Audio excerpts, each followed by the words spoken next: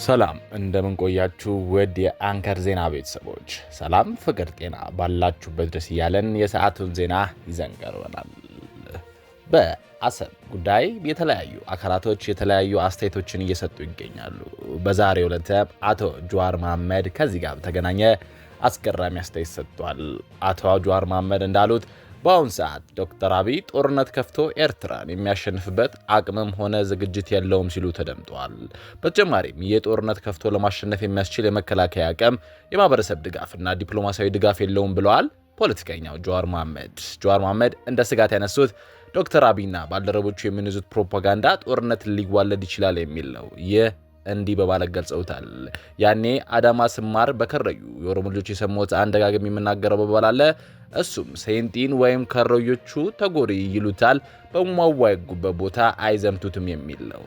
አቶ ጀዋር መሐመድ ከዚህ ከአሰብ ጋር የተገናኘ የተለያዩ አስተያየት ሰጥተዋል። ይዘነዋል በዝርዝር። በህወሓትና በፌዴራል መንግስቱ ያሉ ውጥረቶች ከቀን ቀን እየባባሱ ነው።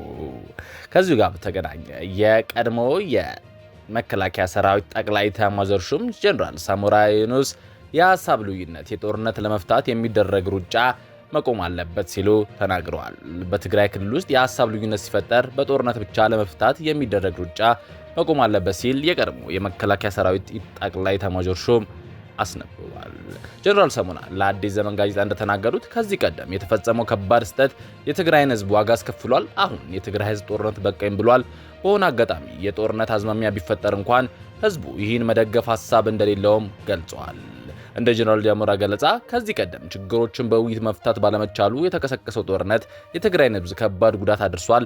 ህዝቡ እስካሁን ድረስ የጦርነት ጦስ በጫንቃው ተሸክሟል። በመሆኑም እንደዚህ አይነት ከባድ ስህተት መደገም የለበትም ሲሉ ተናግረዋል።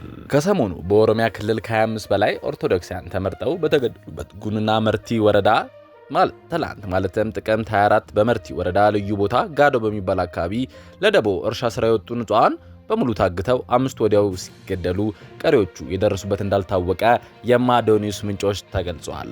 ከሳምንት በፊት በዚሁ በኦሮሚያ ዞን የሰማነው ነገር ብዙዎች እያወገዙት እንዳለ በቀን የዜና ምንጫችን ገልጸን ነበር። አሁን የሰማነው ነገር ደግሞ በድጋሚ እንዲህ እንደተፈጠረ ነው። ከዚህ ጋር በተያያዘ ተጨማሪ መረጃዎችን ሰብስበን ለእናንተ ይዘን ቀርበናል። የተወደዳችሁ የአንከር ዜና ቤተሰቦች መረጃውን እየሰማችሁ አብራችሁን ስላላችሁ እናመሰግናለን። መረጃውን እየሰማችሁ ባላችሁበት ሁኔታም ላይክ፣ ሼር ማድረጋችሁ እንዳረሱ። ለቻናላችንም እንግዳ ከሆናችሁ የዩቲዩብ ገጻችንን ሰብስክራይብ በማድረግ ከቻናላችን እንድትወዳጁ በአክብሮት እንጋብዛለን። አሁን ወደ ዝርዝር መረጃ ወሰድናችሁ። አቶ ጀዋር መሐመድ በሰሞኑን የአሰብ ጉዳይ በተገናኘ ዛሬ በፌስቡክ ጉዳይ ሼር አድርጓል። ሰሞኑን አብይ በአሰብ ጉዳይ ለፓርላማ ያደረገው ንግግር በማስመልከት ረዘም ያለ ጽሁፍ በአፋን ኦሮሞ አቅርቤ ነበር። ትላንት ማታ ጽሁፉን ያነበቡ ሰዎች ያነሷቸው ጥያቄዎች በቪዲዮ ቀርቤ አብራርቼ ነበር። ያ ማብራሪያ በአማርኛም ቢቀርብ ጠቃሚ ነው የሚል መልእክት እየደረሰኝ ነው። ጽሁፉን ያነበቡ ሰዎች ወደ አማርኛ ትርጉም አቅርቦታል። እስካሁን ላላያችሁት ከዚህ ቀጥሎ አጋራችኋለሁ ሲል ዛሬ በፌስቡክ ገጹ ላይ ትላንት ስላቀረበው ነገር በዝርዝር አስረድቷል። ሰሞኑን ዶክተር አብይ አህመድ ፓርላማ ላይ የተናገረው ነገር የሰማ ሰው በማግስቱ ጦርነት ከፍቶ የአሰብ ወደብን የሚያመጣልን ሊመልስ ይችላል የሚል አሳሳብ እየፈጠረ ነው ብሏል። እውነቷ ግን በአሁን ሰዓት ዶክተር አብይ ጦርነት ከፍቶ ኤርትራን የሚያሸንፍበት አቅም ሆነ ዝግጅት የለውም። እንደዚህ አይነት ጦርነት ከፍቶ ለማሸነፍ የሚያስችለው የመከላከያ አቅም፣ የማህበረሰብ ድጋፍ፣ የዲፕሎማሲያዊ ድጋፍም የለውም። ሆኖም እሱና ባልደረቦቹ የሚነዙት ፕሮፓጋንዳ ይህን ጦርነት ሊያዋልድ ይችላል። በዚህ ጽሁፍ ውስጥ የኃይል ሚዛን ግምገማን ካለ ዝግጅት የሚደረግ የጦርነት ሰበቃን ሊያመጡ የሚችሉት አደጋዎችን እንመለከታለን ብሎ ሰፋ ያለ ትችት በዶክተር አብይ አህመድ ላይ አቅርቧል። የሐሳብ ልዩነት በጦርነት ለመፍታት የሚደረግ ሩጫ መቆም አለበት ሲሉ ጀነራል ሳሞራ የኑስ ተናግረዋል። በትግራይ ክልል ውስጥ በሐሳብ ልዩነት ሲፈጠር በጦርነት ብቻ ለመፍታት የሚደረግ ሩጫ መቆም አለበት ሲሉ የቀድሞ የመከላከያ ሰራዊት ጠቅላይ ኤታማዦር ሹም ጀነራል ሳሞራ የኑስ ተናግረዋል። ጀነራል ሳሞራ ለአዲስ ዘመን ጋዜጣ እንደተናገሩት ከዚህ ቀደም በተፈጸመው ከባድ ስህተት የትግራይን ህዝብ ዋጋ አስከፍሏል። አሁን የትግራይ ህዝብ ጦርነት በቃኝ ብሏል። በሆነ አጋጣሚ የጦርነት አዝማሚያ ቢፈጠር እንኳን ህዝቡ ይህንን የመደገፍ ሐሳብ እንደሌለውም ገልጸዋል።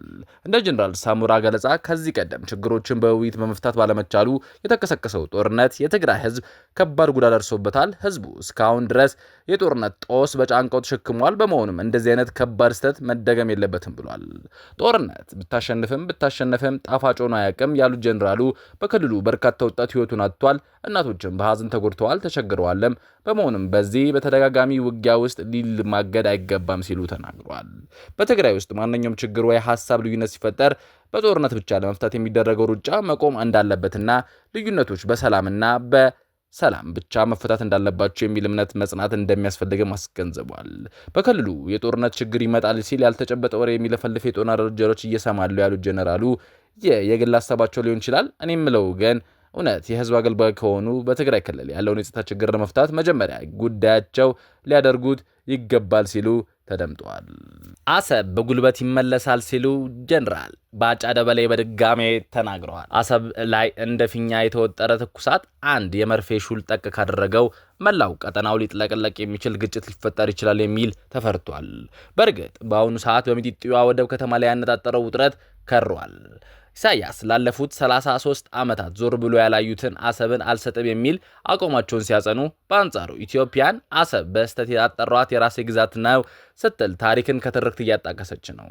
በዚህ መሃል ግን ፕሬዝዳንት እያለ አሰብ ሲሉ አስመራን እንዳያጡ የተሰጋበት ሁኔታ ተፈጥሯል። ከሰሞኑ አሰብን በተመለከተ ጠንካራ አስተያየቶችን እየሰጡ የሚገኙት ጀነራል ባጫ ደበሌ ኢሳያስ አሰብን ሲጠብቅ አስመራ እንዳያጣ ይጠንቀቅ ሲሉ ተናግረዋል።